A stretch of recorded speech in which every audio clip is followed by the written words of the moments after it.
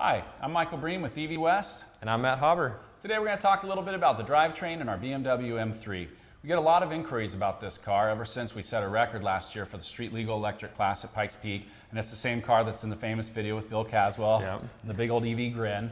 So a lot of people wonder, what's involved in making a system like this. It's pretty simple. It's two net gain 11-inch motors hooked up to a Powerglide 2-speed transmission without a torque converter. So it's a direct drive system. It's pretty unique. We're going to go through step by step. Matt's going to show you how to put the motors together and couple them and then hook them up to the Powerglide transmission. So we're just going to show you how to do this, and hopefully you can put one of these in your own project. Yep. All right, let's get started. All right. So one of the first things that we need to do here is we need to cut these shafts down. They come pretty standard universal. They're about 3-4 inches long. Here at EV West, we really like to make everything as compact as possible.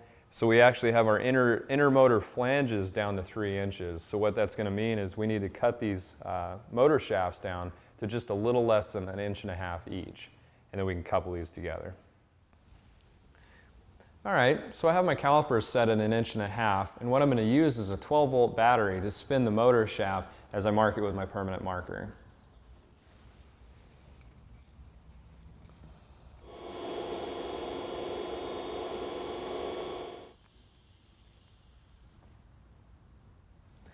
All right, now that our motor is marked, what we're going to do is use the same 12-volt battery, and we're going to spin the shaft while we cut it. And what that's going to do is it's going to ensure a true cut all the way through. We're just going to use a regular old 4-inch cutoff wheel. You can get these at Home Depot, anything like that. Let's go ahead and do it.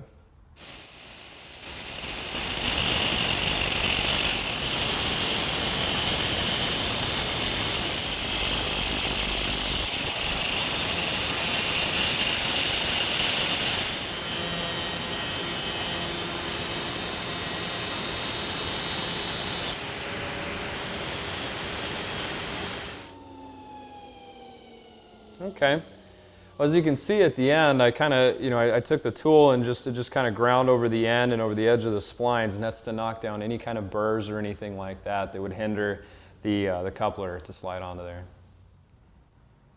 All right, so we're finished with the first motor. Let's go ahead and do the same thing with the second one.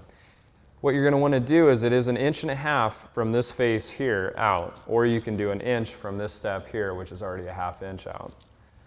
Let's go ahead and set this up here. Okay, now our mark is set. Let's go ahead and cut it off.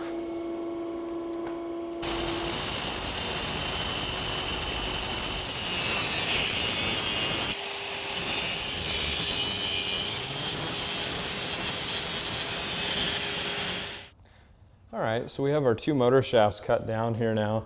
Let's go ahead and put the coupler in between the two and push them together and make sure that our distance between here is a little less than 3 inches, maybe 20 thousandths under.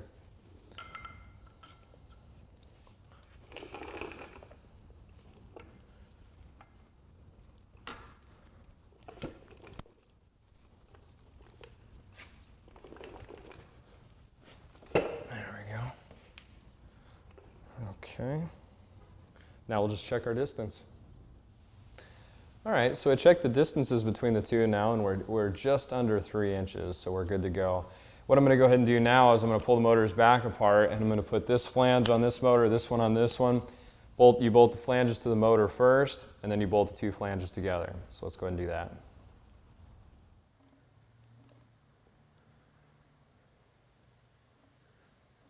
A little bit of a bear sometimes lining these splines up. There it goes. Then you just match these holes up here with the studs through the flange, and it literally bolts together just like that. So now that we have our 2 motors coupled together, let's spend some time talking about our Powerglide here.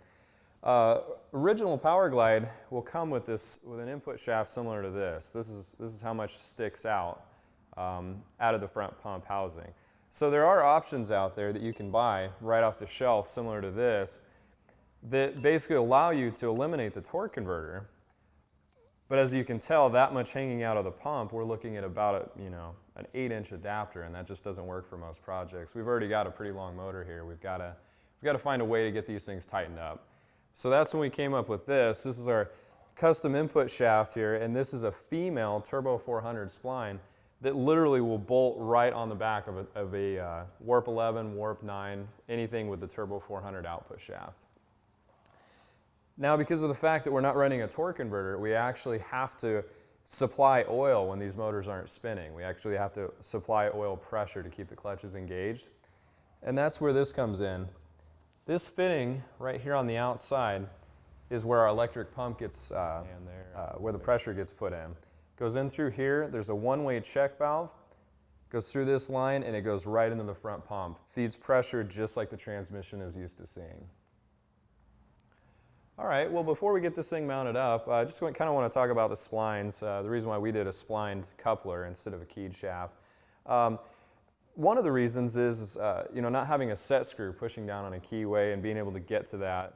None of that seems to really work out well. This transmission, I can literally grab a hold of it and I'll just slide it right on the splines, I'll bolt it in, and the thing is completely done.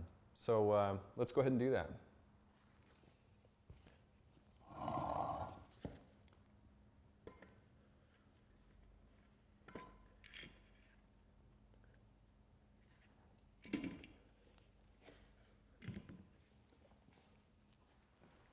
All right, so we have the two motors bolted together now, and we also have the Powerglide bolted to the last motor. We should probably talk a little bit about the hydraulic system in this. Now, we don't run a torque converter with this Powerglide, so basically what we have to do is when the motors are not turning, we actually have to supply hydraulic pressure with this pump to keep the clutches engaged. So literally it comes with good mounts for it. It comes with a rubber perch as well, it keeps it real quiet. We also supply a few other things. There's some fittings here, hose, relays, wiring, everything you're going to need to do that. We recommend probably using number 6 fittings, just for running the plumbing on this. Also, we tried a lot of different things, pressure and everything else, but what ended up working out best for us is an RPM window switch. And what this actually does is anything below 500 RPM actually turns the pump on to keep all the clutches applied. After 500 RPM is reached, this will shut the electric pump off, and the internal pump will take over, and you're rolling away. We have two 11s, which I'm sure you guys know by now. They're capable of doing 1,000 to 1,200 foot-pounds of torque between the two of them, and you can expect anywhere from 400 to 600 horsepower depending on voltage sag. Overall length of the whole package is 54 inches. And on the back of it here, obviously we have our 2-speed Powerglide setup. You can get this in a 1:7:6 ratio first or a 1:8:2. And then second gear is direct, so just your 1-to-1 straight through. Yeah, some of the great features as well with this is it is more than capable of handling any kind of torque that these two motors can put out to it. But it also has park. Park is really important with electric cars. These motors freewheel, and if you just rely on your engine holdback like you would on a gas engine, it'll just roll down the hill. So great park. You can use your e-brake as well as a backup. I think that's a good idea. It does have reverse, which is another big deal with DC motors. There's a lot entailed in basically reversing contactors and stuff to get the motors to spin in reverse. So having a transmission that has reverse drastically simplifies the conversion. So. Yeah, I think that about wraps it up, man. You guys, any questions, please give us an email, give us a call, whatever. We'd love to help you out. Matt Hauber, thank you. Man, I need a break. I'm not getting. Shooter McGavin. Oh. I keep, hold on, let's just hold on. Let me get situated. All right.